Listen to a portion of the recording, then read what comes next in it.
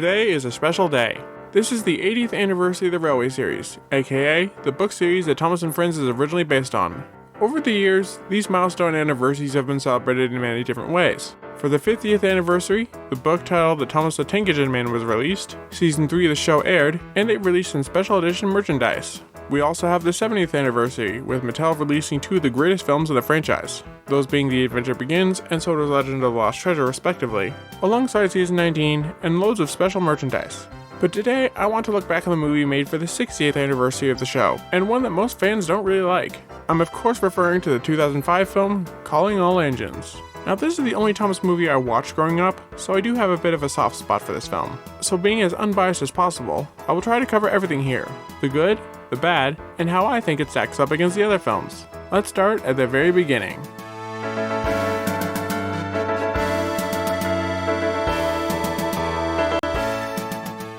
It's summertime on the island of Sodor, and the Fat Controller announces that they will be building a new airport on the island. But the steam engines aren't getting on well with the diesels, and Thomas makes trouble for them, only to find that they were helping rebuild Didym's sheds, which has been knocked down. So while the engines have to find somewhere else to sleep, they also have to deal with a giant storm that damages much of the island. The tension between the engines rises until they stop working and start fighting. That night, Thomas is visited by Lady in a dream, and she shows him that they all need to get along in order to complete their work. So with the help of Mavis, Thomas arranges a meeting where everyone agrees to cooperate in order to get their work done on time and finish the airport. But an accident at the last minute damages the runway and blocks the main line. Thomas has to seek help from Diesel 10, and everyone bands together in time to fix it before the first plane arrives. And in the end, both Steam and Diesel come to see each other as equal, the Steamies go back to the repair Didym sheds, and Emily becomes an official member of the Steam team.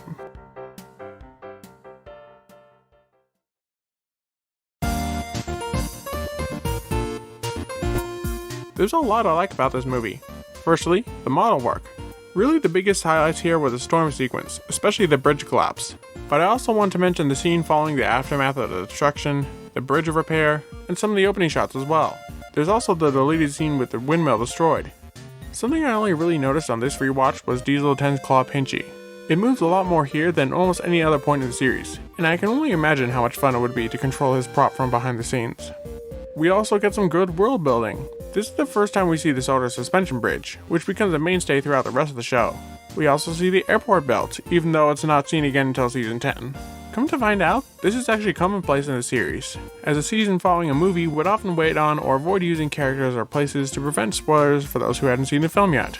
This is also where Tidmouth is established as the home for our main cast, with the one exception being Toby. And by expanding the sheds, they replace the original prop while making room for Emily to join with the boys without anyone being pushed out.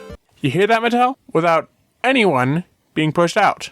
I also want to talk about the music, which feels original and distinct to this film. Notice in the opening theme, the instruments change based on who's on screen. At first it sounds like this.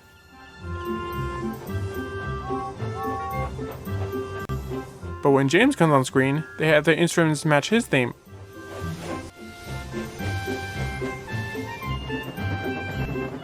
And it does the same for Emily as well. I also like how tense it is when Thomas lowers the bridge section, or how foreboding it is when we see Diesel 10.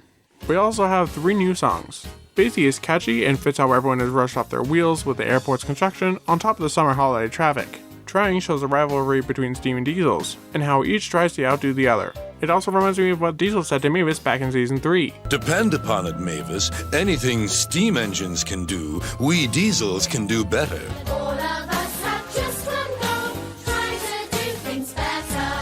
Together, on the other hand, shows the unity between both sides after accepting each other, and balancing the heavy workload. I like how each song follows a story and highlights what happens in each act. They all make sense and add something to the plot, and are both fun and catchy. Oh yeah, we also have an extension of the engine roll call, almost forgot that. Now, the plot of the movie.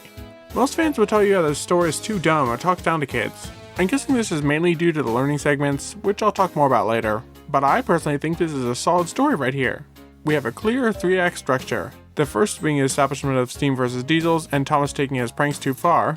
The second act is where tempers flare, with the steam engines blaming the Diesels for ruining their home, and the Diesels blaming Thomas for delaying them. Then both sides cooperate with each other until an accident occurs. This leads into the third act, and it's here when time is running out that they actually put aside the differences to save the day. Because when they teamed up the first time, they were basically drawing a truce and working towards a common goal. But when things went south, you can see by their response that they still had the same views as before. trust a steamy to mess things up, wailed Diesel.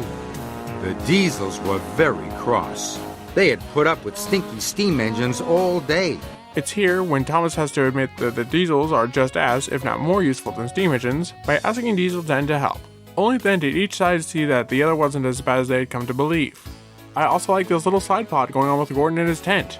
He starts out thinking he's too good for a tent, but then the wind blows it away and he has no protection from the elements.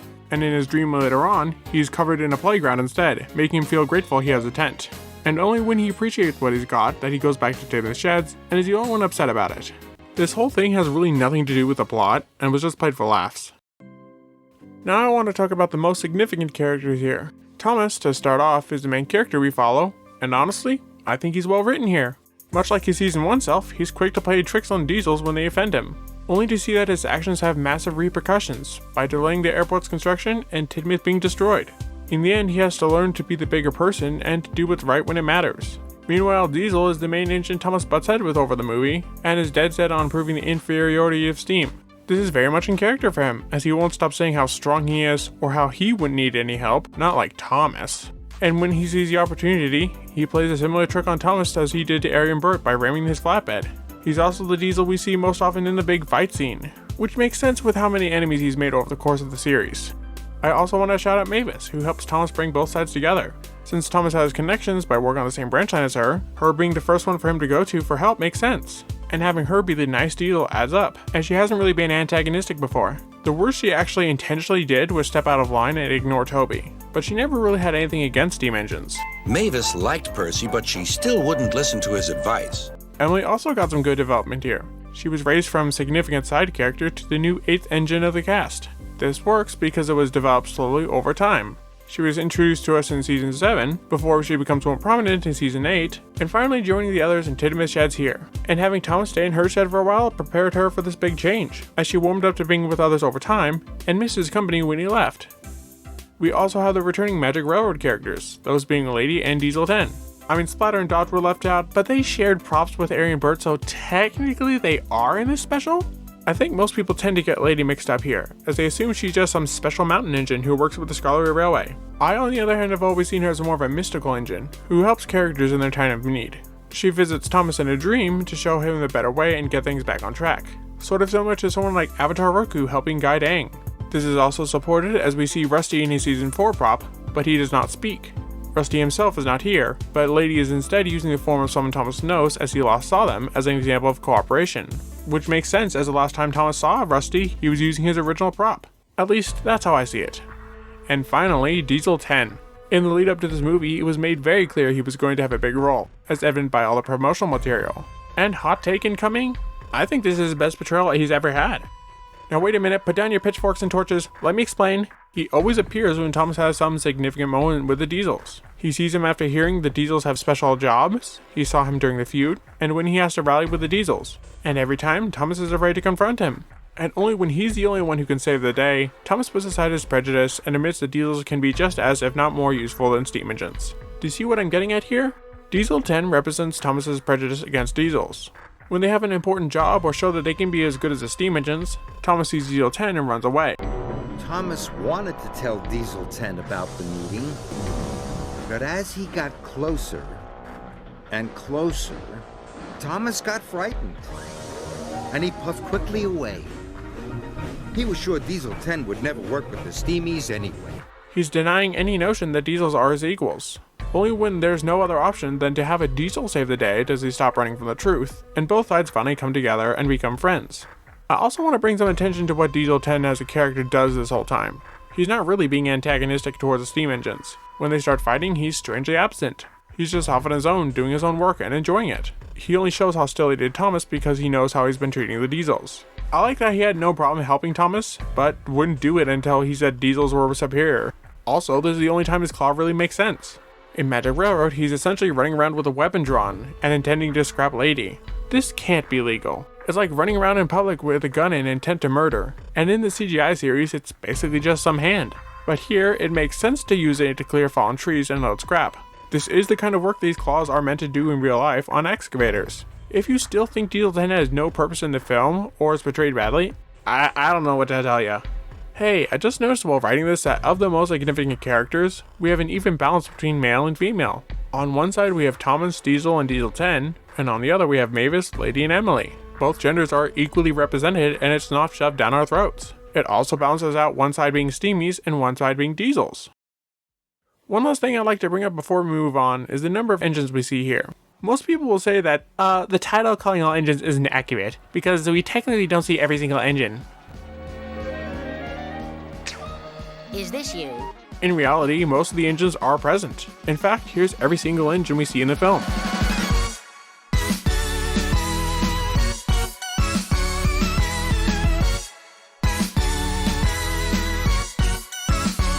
The only ones we don't see are the Little Western Gang, a few of the Season 7 newbies, Splatter and Dodge, who technically did appear as they shared props with Harry and Bert, Boko, who disappeared just before Magic Railroad, Shazam!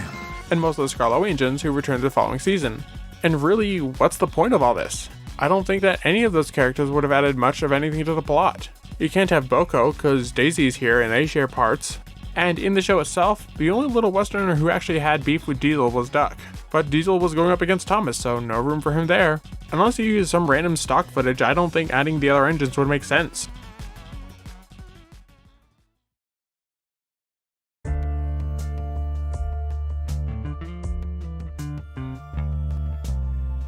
Now, despite all the praise I've given this film, I'm fully aware that it's not perfect. The biggest issue, of course, being the learning segments. They interrupt the plot and definitely fall under that made-for-kids saying. Having grown up with this movie, I can watch them with no issue, but I probably wouldn't be able to if I hadn't done so. So I won't let my nostalgia blind me. It is a rather big issue. I also don't really like Percy's dream as it's very nonsensical. I know it is a dream, but still.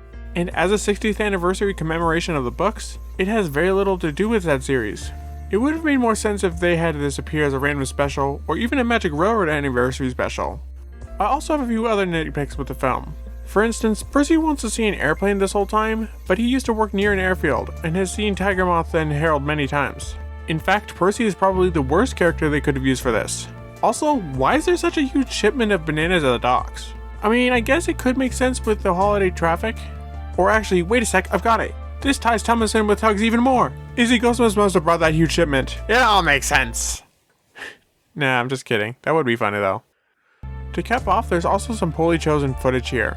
A lot of Season 8 stock footage used for the songs and montages, for instance. Particularly this one here where James is shown traveling to the coaling plant. That's where he's supposed to be staying during the shed's rebuild. Did he just leave his spot only to realize, oh wait, there's a big meeting that's a major point of this plot that I need to be present for so I can say like 2 lines of dialogue. Guess I better go back now. So yeah, the film has quite a few things I don't like, but they could easily be fixed. I'd say we need to cut out the learning segments, get rid of Percy's desire to see the airplanes, and make his dream less wacky, and use new scenes instead of stock footage. For that matter, you could just recycle the footage from the deleted scenes.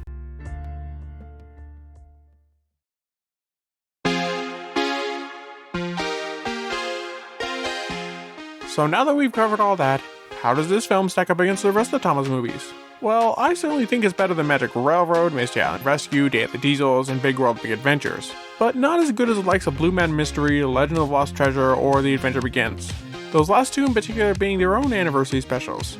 So, was Calling All Engines a good way to mark the 60th anniversary of this franchise? Does it honor the source material, highlight callbacks, or references in regard to the original books?